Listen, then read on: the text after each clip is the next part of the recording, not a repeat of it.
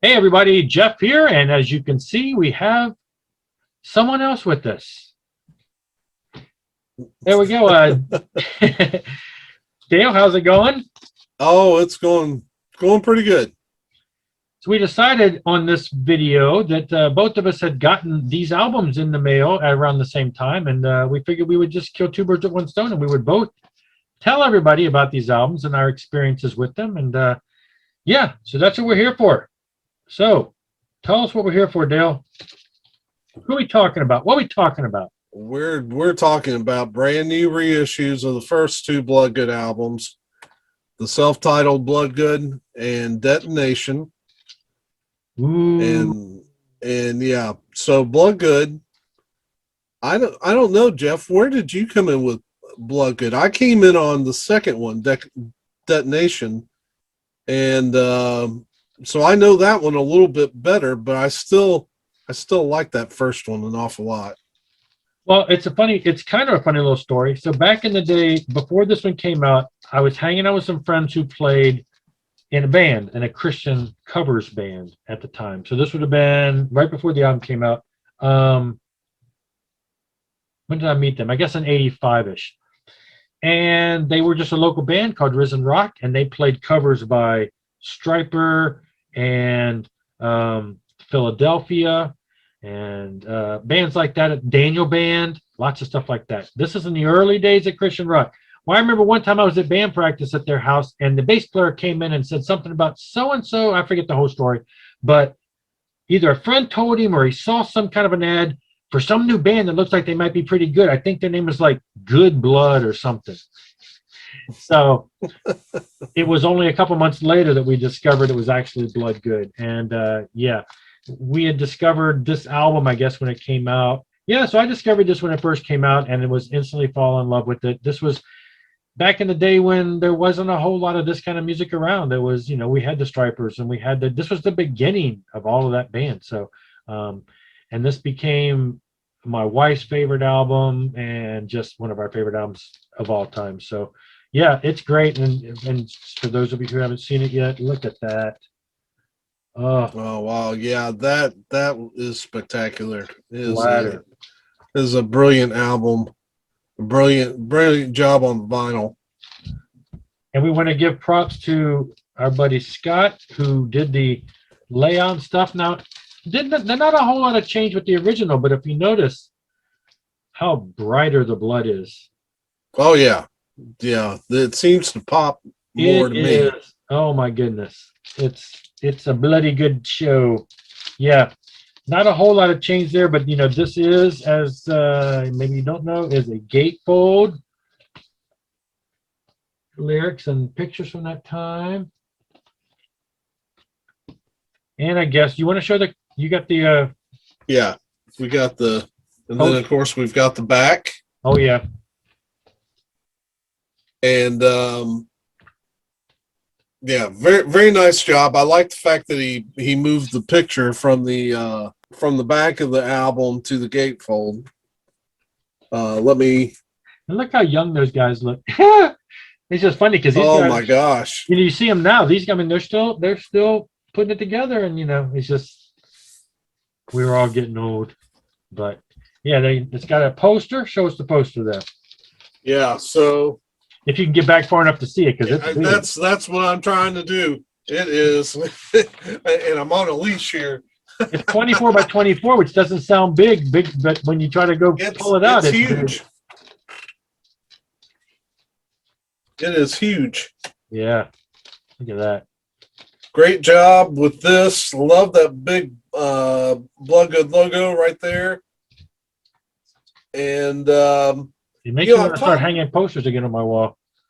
I have talked to Greg at Girder about these posters, and what he told me was he wanted the posters to emphasize the band rather than the album itself. And so that's why they've kind of gone in the direction they have with the posters. But he also mentioned, he told me, he said, when you're mentioning this in a YouTube video, ask people what they want. because, you know, it's not just his opinion that matters. It's all of our opinions.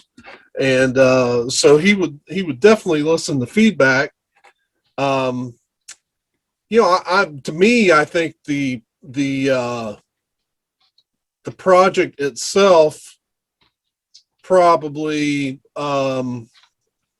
should dictate. I think like with this album, it was a brilliant idea to use the band photo because the cover is kind of simplistic in nature. Yeah, that would have been kind of a boring thing to have on there.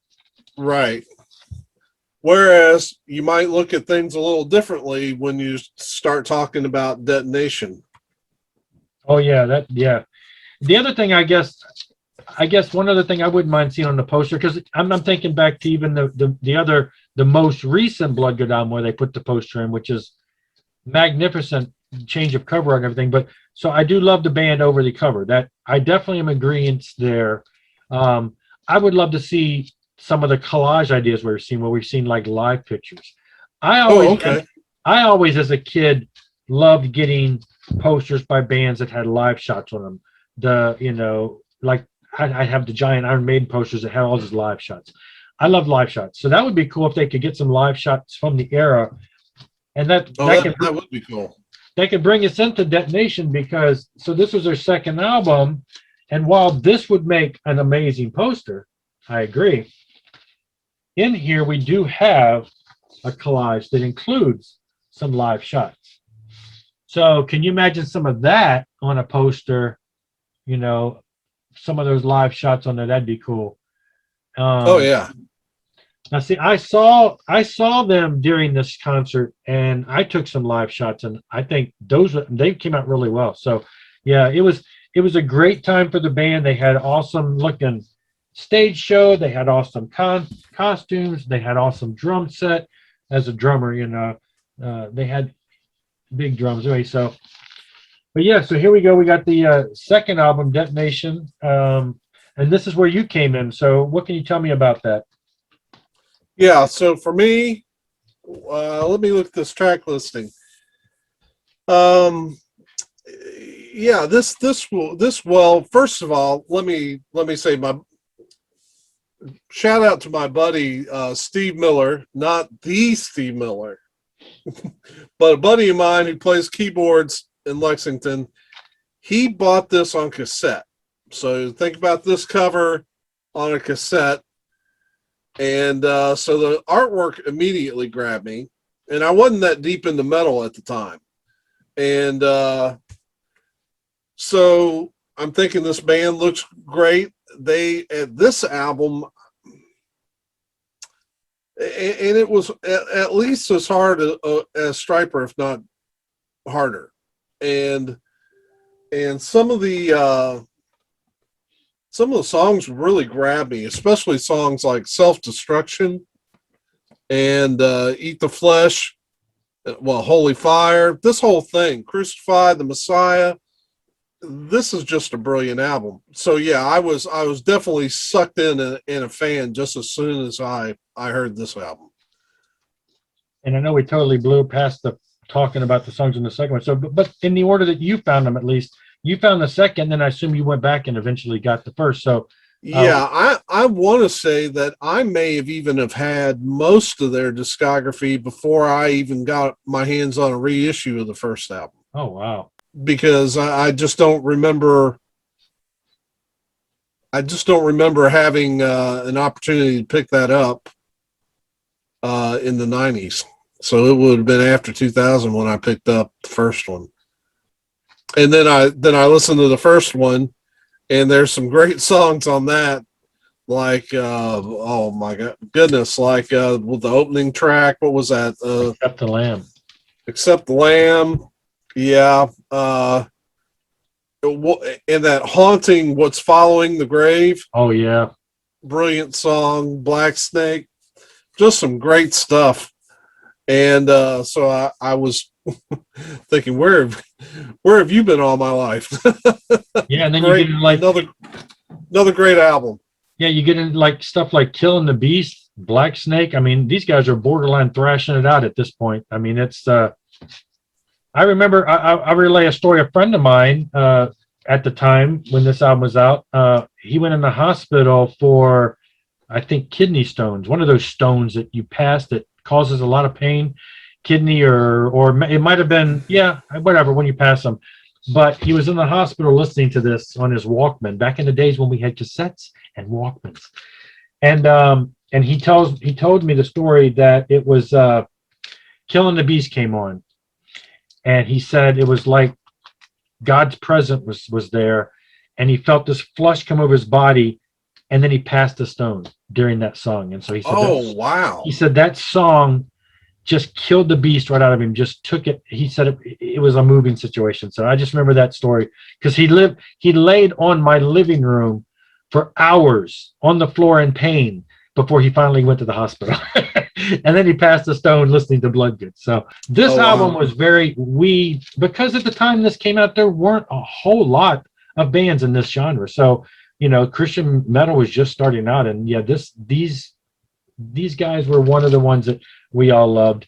And still to this day, I believe it's probably my wife's favorite band and one of her favorite albums. I did notice I compared an A/B test between this and the first one. And I was telling somebody, I think it was telling Scott online, how it's weird when you hear remasters. A lot of times remasters are just make it louder. Everybody knows about the volume wars. Remasters means turn it up. It's not how Rob Caldwell does it when he remasters this. And actually, you compare this to the first album's louder. But the thing that's different is the first album is a little more harsh. So you turn the volume up, you're getting a lot of louder, and you're getting a little more high end. This album is a little, to me, it feels more balanced and a little more volume controlled. So when you crank it up, you get a much fuller feel.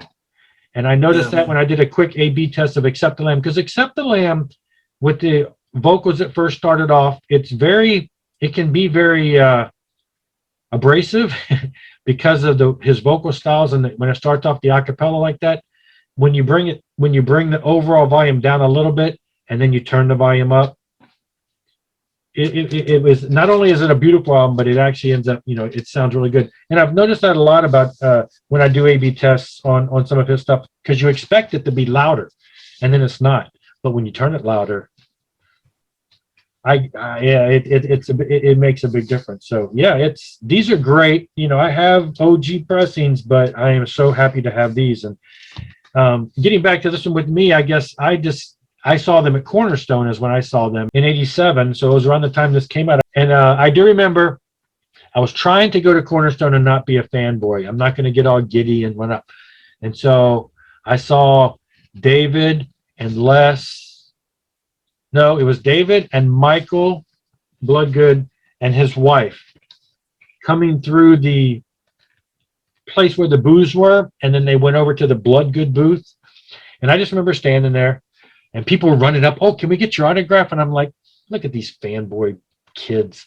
I mean, I was all of 20-something, but, and David Zafiro, the guitar player, hold my coffee so I can sign up. "Yeah, I'll hold your coffee." And so I was trying to play it cool, but I'm just like, "This Bloodgood." I'm with Michael and his wife, and David Zafiro. But I was just keeping it cool. And I'm like, "Yeah, I'll hold your coffee." And I was just standing there. But I'm telling you, it was an amazing show. I was right up front. It was just, they were the band that they had the costumes, just like all the bands of that era in that type of the metal. They had the costumes, the stage show, and of course we know that Crucify a Messiah went on to launch, the whole play, the whole rock opera type attitude that they acted out, and they wrote. The other songs from the following albums, which I hope come on vinyl too, that added to that, the other songs along that line, and it became just a whole, play type thing, which is an amazing thing. So yeah, I was about to say, so many of those songs ended up in that rock opera, and back in the day, we got those on 2 VHS tapes. I still have them, and I would wear those out. They were just fantastic. Actually, I do think I have. They did release it on DVD, and I do have that, but I think I still have the VHS tapes. We have not looked at the poster yet. Not for that second one. Yeah, pull that out. let's do that. Oh, we also didn't show the vinyl while you're unfolding that. That's Okay. I'll let you get the vinyl. Now the vinyl is listed as being a fire lava color, though it's a little more yellow and the orange doesn't show as well. But if you pop it on like a white background, it's a little more evident that there's orange there. But anyway, got the poster there? Yeah. We have this one is a little bit more on the side of the band and the album artwork. Yeah, because that's the back artwork there. So you get a little bit of that imagery and everything. I mean, obviously that would have been, they should have put that on the front and then had the band pictures down there. That would have been cool. Yeah, but I do like that large logo and then the individual pictures.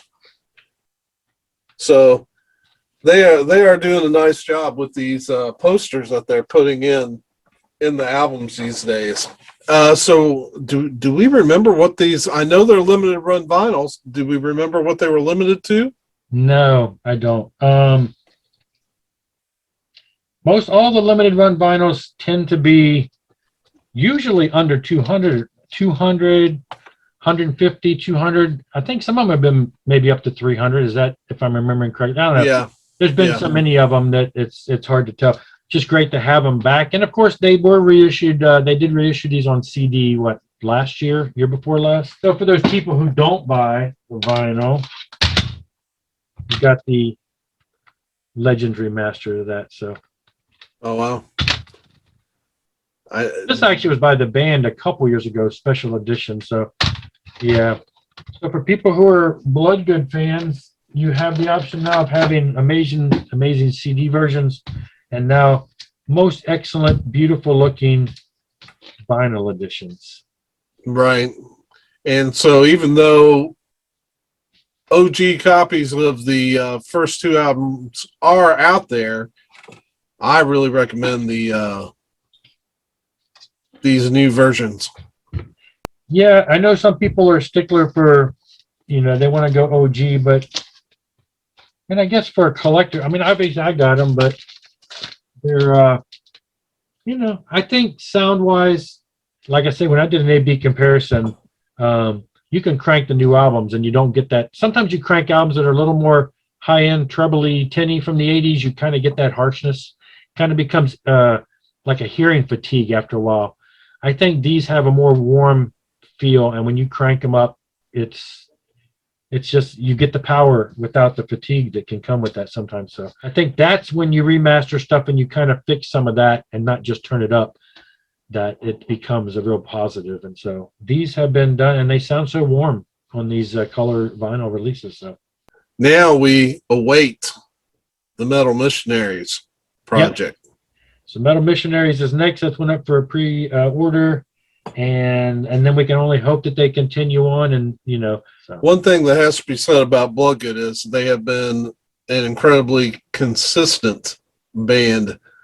To me, there's no weak records in their discography. Oh, the band's top notch. So what we really need is those three albums after Metal Missionaries. We need those three albums repressed. That'll be everything, because they already released the newest album on vinyl last year. Now we have the first two, and then they're going to release the demo Metal Missionaries now. So now we've got the first three and the last one. So we need those three in between. The only thing we need in addition to that is a reissue of the video. Or just really, and plus the double video that we have were also on CD, a double vinyl set. Oh wow! I didn't think about that. 5 albums.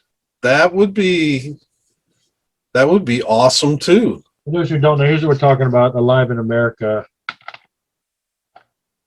Shaking the World and Alive in America. So, and they are. I don't even know if they could fit that on. They'd have to put a double vinyl set for each, because I mean, look at that amount of songs. Oh yeah. Oh yeah.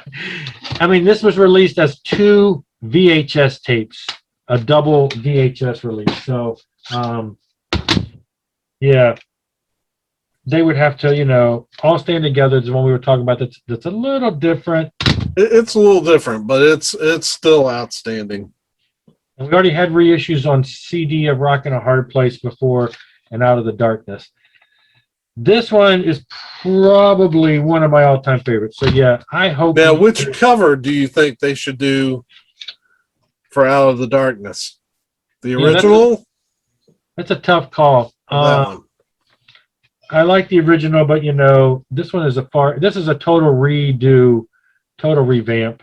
Whereas this is just an artistic edit. I like this better than the original, but Yeah. I don't know. What do you think?